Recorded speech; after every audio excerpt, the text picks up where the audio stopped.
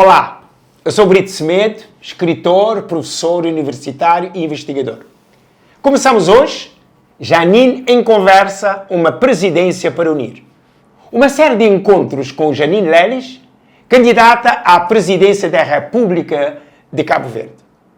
Ao longo destes episódios, procuraremos conhecer a pessoa, o percurso, os valores, as ideias e a visão de país que sustentam esta candidatura. Serão conversas diretas sobre Cabo Verde, a democracia, as instituições e o papel que a presidência da República pode desempenhar na construção do futuro. Começamos pela pessoa antes da candidata. Janine Lelis, agradeço-lhe ter aceito esta conversa. Eu é que lhe agradeço. Antes da candidata, há uma mulher, uma história e uma experiência de vida. Quem é Janine Lelis, para além dos cargos públicos que exerceu? Começar do princípio, né? Janine Lelis nasceu e cresceu no Sal, de entre mais 3 irmãos. Sou mãe de uma menina e de um rapaz. Sou casada. Eu fiz os meus estudos no Sal e de seguida em São Vicente, porque na época só se estudava até o 9º ano no Sal. E depois disso eu fiz a minha licenciatura em Direito, que é a minha formação de base, no Brasil. Quando eu regressei do Brasil, eu comecei a trabalhar e mais ou menos em 2004 eu ingressei na política. Mas a Janine que ingressou na política é também aquela Janine que é dona de casa, que cuida do seu lar, que cuida da sua família, que gosta de cozinhar, e sempre fui atleta. Sou uma pessoa muito dedicada aos meus projetos de vida. Eu, quando ponho um objetivo, eu sempre dou toda a minha força, toda a minha capacidade para concretizar esse objetivo.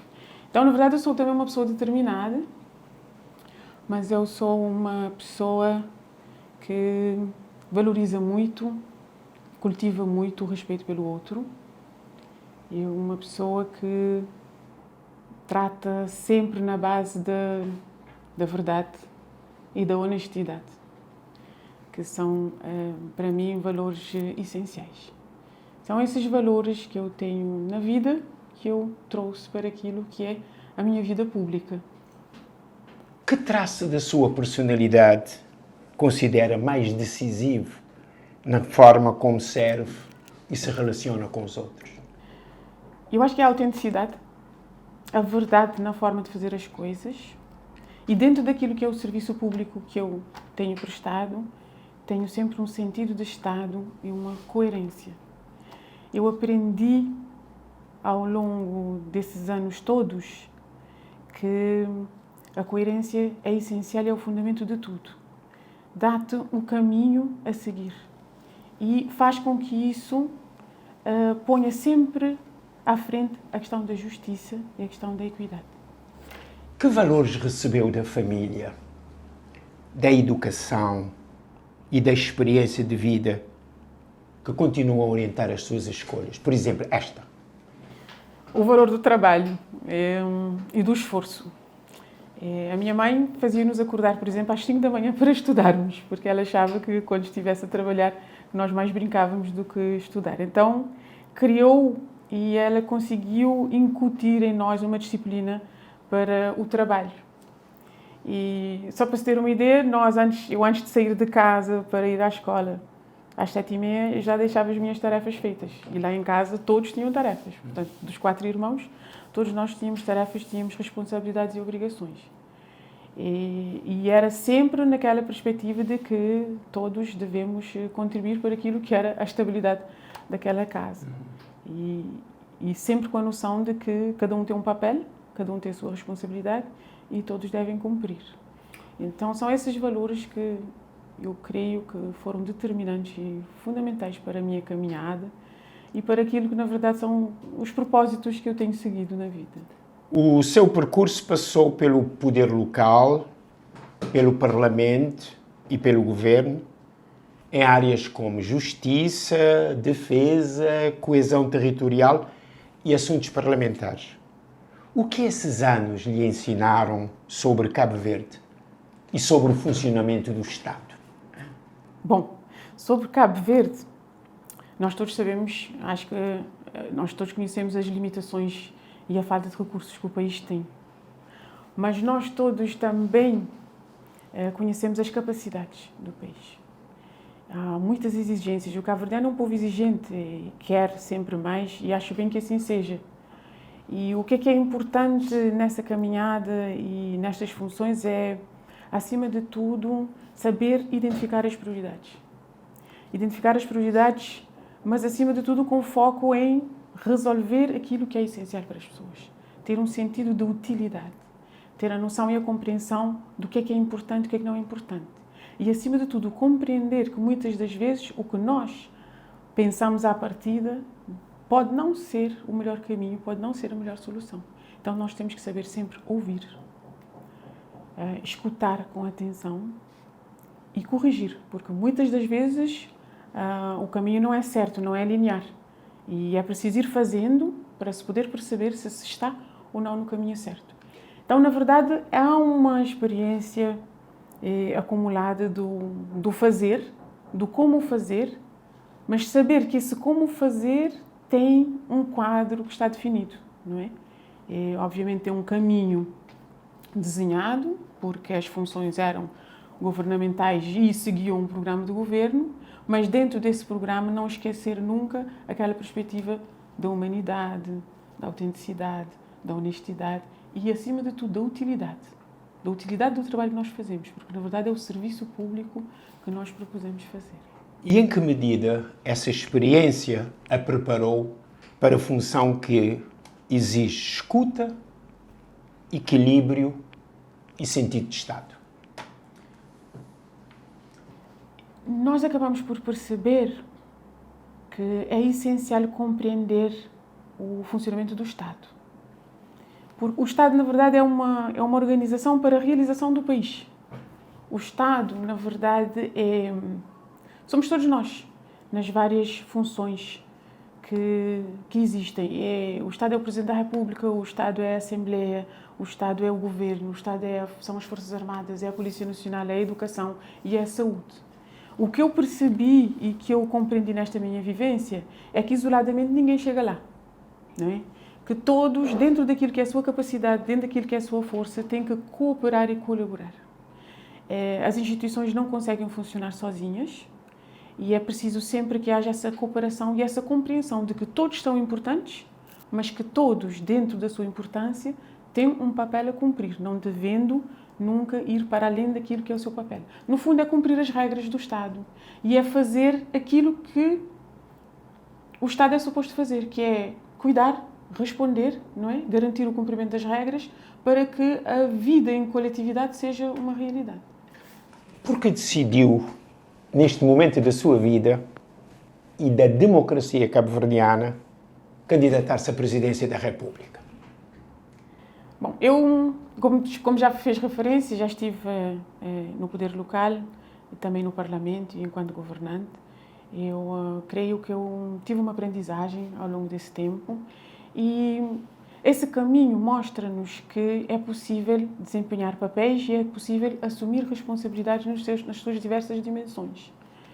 E depois das eleições legislativas eu percebi e avaliei o contexto. E a avaliação desse contexto indica claramente que há uma força política que neste momento governa os municípios e que governa o país. E o país precisa de equilíbrio. O país precisa que todas as forças e energias contribuam para o seu processo de desenvolvimento. Então, a diversidade ela é importante. Mas mais do que a diversidade, nós precisamos de um papel moderador e de equilíbrio neste contexto. E quando eu fiz essa análise, eu também percebi que havia uma espécie de assunção pública em como os presidentes da República têm basicamente o direito a repetir o mandato. Tipo, há um normativo constitucional que diz que o mandato só pode ser 10 anos Mas existe também a ideia das pessoas de que é quase que legítimo e natural que o Presidente da República, no fundo, repita os mandatos. Só que o mandato é de 5 anos, não é? Então, a própria democracia, a própria Constituição está concebida para que seja desafiado. E esse desafio deve acontecer por quê? Esse desafio acontece para que possa haver debate. Esse desafio acontece para que possa haver avaliação. Esse ciclo deve ser renovado exatamente para que novas propostas surjam, novas formas de encarar a presidência possam surgir, sendo certo que é preciso sempre ter presente que as funções do Presidente da República estão definidas na Constituição, não é? E que há aqui uma linha muito, vamos dizer assim, muito segura e fechada daquilo que são as competências do Presidente da República. E então eu quis participar deste debate, porque, como eu disse, os papéis mudam.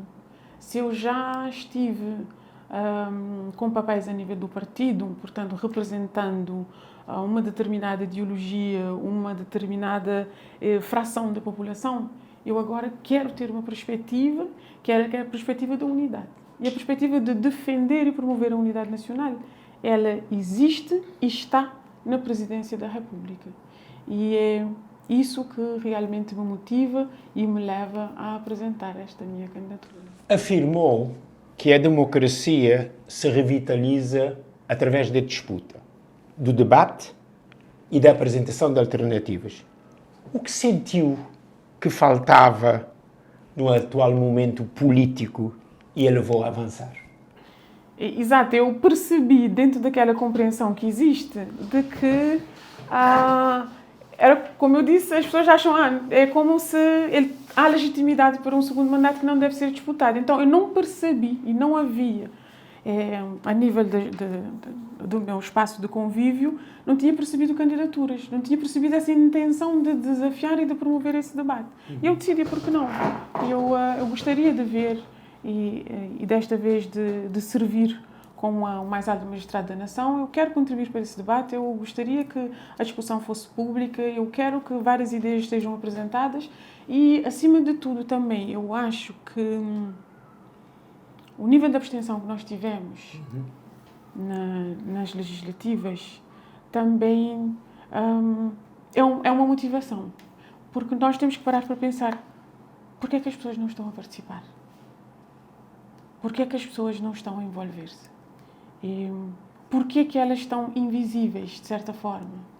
E como é que nós, atores políticos, podemos contribuir para trazê-los, para reavivar a cidadania, fazer com que eles possam participar? Porque é fundamental termos a noção de que, se eu contribuo para o processo de desenvolvimento do meu país, ou como deputada nacional, ou como deputada municipal, o professor também contribui, o polícia contribui, toda a gente tem uma capacidade, toda a gente tem uma força. Mas essa força deve ser expressa, essa força deve ser exercida, essa força deve ser apresentada, ainda que seja naquilo que seja importante para a pessoa. E aqui o desafio é de chamar a cidadania, de puxar as pessoas para essa realização que eu considero que é importante. A sua ligação ao movimento para a democracia é conhecida. Renunciou, entretanto, às funções que exercia na direção do partido. Como pretende demonstrar que esta é uma candidatura verdadeiramente presidencial, aberta a cidadãos de diferentes sensibilidades políticas? Como disse bem, eu tenho um percurso e uma história dentro do MPD, não a posso renegar, mas como eu tive a oportunidade de referir, você tem papéis e assume papéis em função daquilo que é o seu nível de responsabilidade. Eu, quando me proponho a ir para a Presidência da República, eu estou automaticamente, não é, a fazer uma opção para ser aquele que representa a nação. Então, se eu pretendo representar a nação, eu tenho que compreender que a nação é MPD, é PAICV, é o CID, é quem não tem partido. Ou seja, eu deixo de defender e perspectivar uma determinada ideologia e passo a fazer aquilo que realmente se espera de um Presidente da República, que no fundo é garantir o bom funcionamento das instituições, garantir a unidade da nação e criar essa base comum. No fundo, é a base comum que eu quero buscar nessa presidência da República. Que garantias pode dar aos cabo-verdianos de que exercerá essa função com independência e será presidente de todos? Acho muito pertinente, exatamente por causa da história com a MPD. A Constituição diz quais as competências de um Presidente da República. A garantia é de servir como Presidente assim como está desenhado na Constituição da República.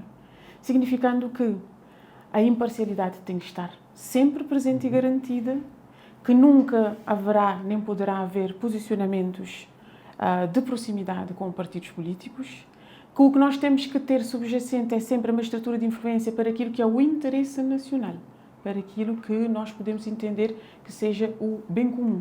Portanto, é sempre fazer aquele papel de não ser interventivo, não se colocar na posição do governo, nem ocupar o espaço de debate político que faz o Parlamento, mas, acima de tudo, garantir a unidade através da pessoa do Presidente. Repare, o Presidente é o único órgão singular, exatamente por causa disso, porque tem esse papel. O Parlamento tem tem a sua maioria, tem a sua minoria, tem as representações dos vários partidos que têm ali assento. O governo tem o seu programa de governo, ou seja, tem um compromisso de ação e dirige-se em função disso, não é? O Presidente tem que poder representar toda essa universalidade, todo esse interesse. Vejamos, a Presidência da República não governa, não legisla e não substitui os tribunais. O Presidente é garante da Constituição, representa a República e contribui para o normal funcionamento das instituições. Que Presidente pretende ser dentro destes limites? Um fiel garante da Constituição, acima de tudo, com fidelidade total e absoluta, respeito pelos órgãos, sabendo sempre que existe uma separação de poderes, sabendo sempre que a Constituição é um mapa, né? É o mapa que define os caminhos, que define e limita os poderes e que também realiza aquilo que é importante para o cidadão. Ser um presidente é exatamente ter em perspectiva o equilíbrio das instituições, o bom funcionamento das instituições, é ter um nível de alerta para chamar a atenção quando as coisas podem não estar a correr bem, sem exceder na sua intervenção, exatamente porque o Presidente, a sua palavra é uma palavra de moderação. Ele vem para garantir o equilíbrio. Então é muito importante saber escutar, saber ouvir, prevenir muitas vezes, não é? E eventuais tensões e eventuais problemas entre os órgãos, mas fazendo com que cada um assuma exatamente e nunca mais do que aquilo que é o seu papel. Como disse, muitos cidadãos sentem-se afastados da política e das instituições. Como pretende aproximar a presidência das pessoas, das ilhas menos ouvidas e da diáspora? Ouvir, escutar.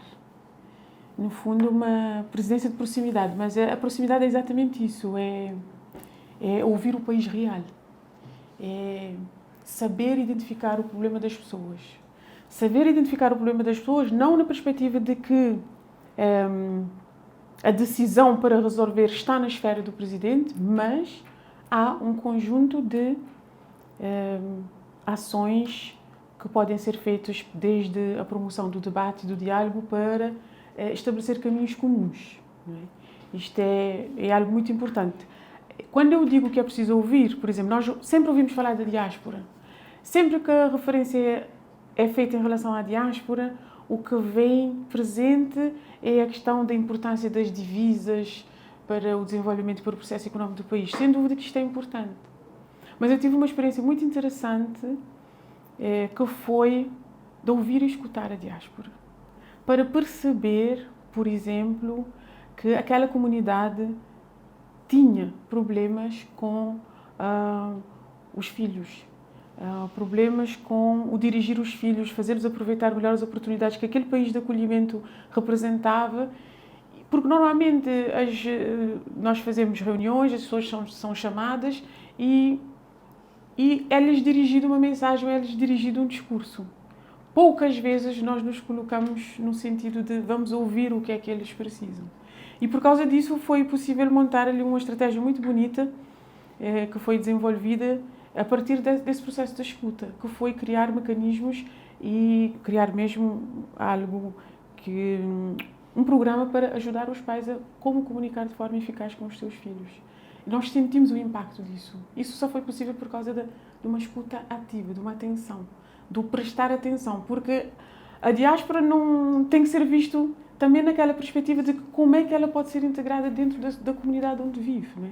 E é esse tipo de coisas. E quando eu falo de ouvir, eu falo de ouvir os jovens, de ouvir as famílias, as empresas, de ouvir as associações públicas, e ouvir para depois determinar no sentido de o que é essencial, o que é útil, o que é prioritário, como é que se pode ajudar, que influência é que nós podemos fazer, como é que trazemos isso para o debate público com respeito absoluto para aquilo que é a função governativa e sem avançar ou sem deixar nas pessoas a ideia de que está na esfera do Presidente resolver esses problemas. Para terminar, uma pergunta simples. Que aspecto de Janine Lelis gostaria que os cabo-verdianos conhecessem melhor depois desta primeira conversa?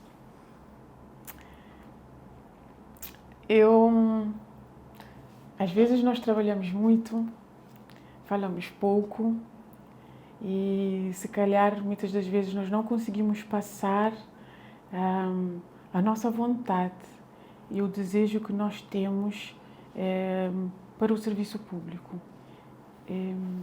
Eu tenho que dizer que é algo que transformou-se no meu propósito de vida, vamos dizer assim.